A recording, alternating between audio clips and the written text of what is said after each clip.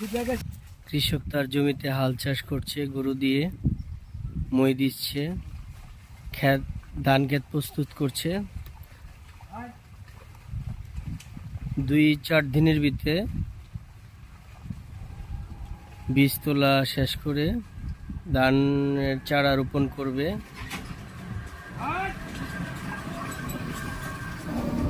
দেখতেছেন 2টা গরু দিয়ে হাল চাষ করছে।